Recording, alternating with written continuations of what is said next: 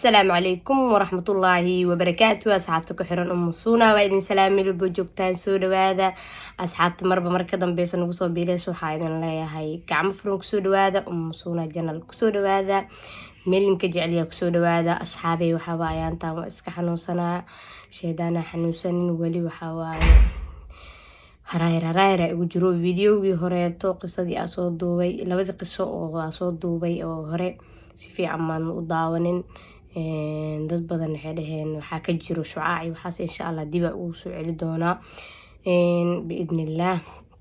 maanta waxaa idin wadaa qiso kale qisadeena koowaad maanta hal qisa wadaa insha Allah dhageysi haboon.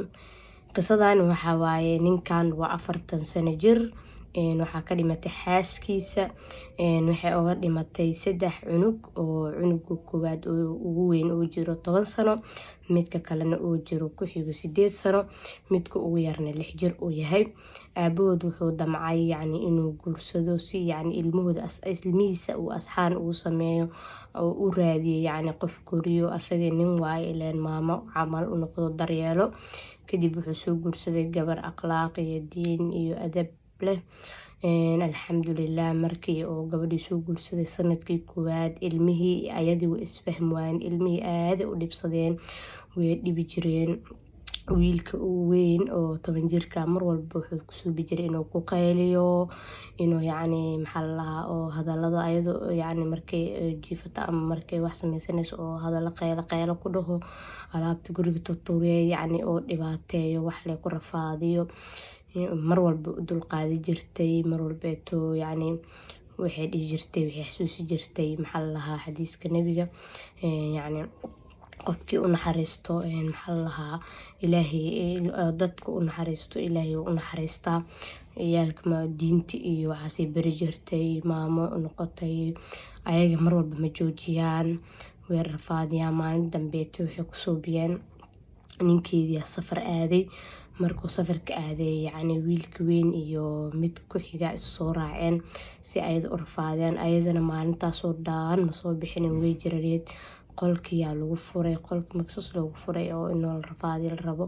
wiilkeena markay aragtay waxay ku tiri kuwii kaa yaryaraa way kusoo wada ordeen yani waxay dareemeen hooyanimo camal mar walba ayada hadday rafaadiyaan ama wax walba ay dhibaato u geystaan ayada ma dhibaatay jirin mala tirsi jirin mala murmi jirin ilmo yaryar inay yihiin ilmo dhasha camal ay yihiin kusoo qaadi jirtay ayagana way rafaadi jireen way dhibi jireen way imtixaani jireen u dul qaadi jirtay bes adeega waa la iska jooga. haddana maalinta dambe wiilka iskuulay aadeen iskuulka markuu ka imaado wuxuu soo bilaabay qaylo albaabka xoogna u soo tumo way soo baxday albaabkii ka furtay markii albaabka saa u sii furaysay albaabkii haadayo ka daba keenay adiga faraha lugaha dhaawac ka gaareen.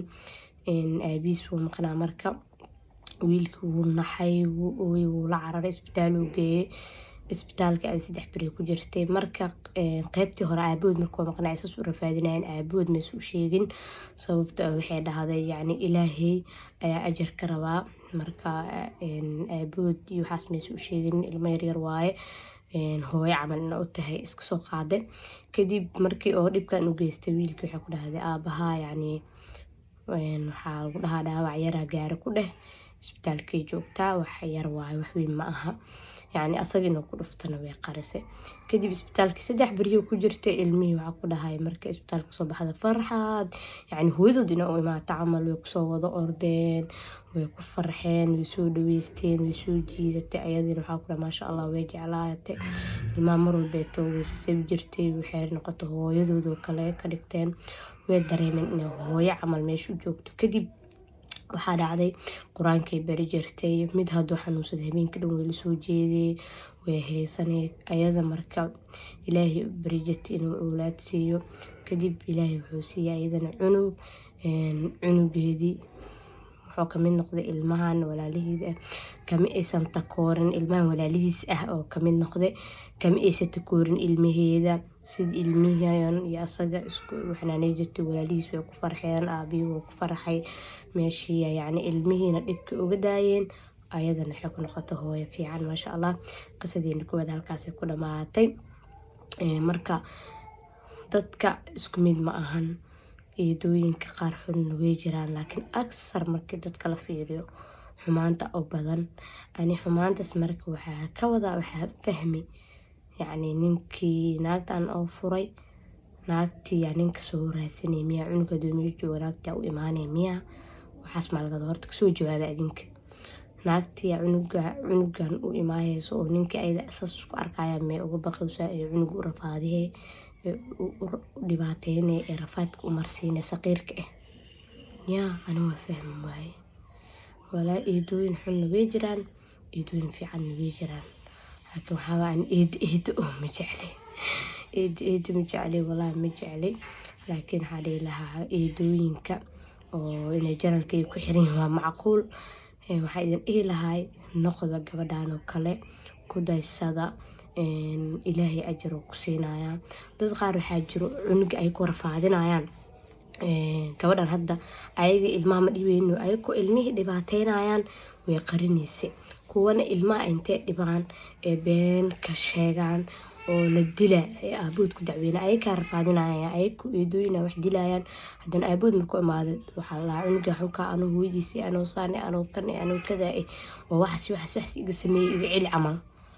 marka ilaahay ka cabsooda, adduunkan laba beri waaye, ilaahay ka baqa, saqiirada ilaahay uga baqa. waxaa idin dhihi lahay asalaamu calaykum waraxmatullaahi wabarakaatu. video xigeentaa ku kulmi doono. isku soo noqod wanaagsan insha allah.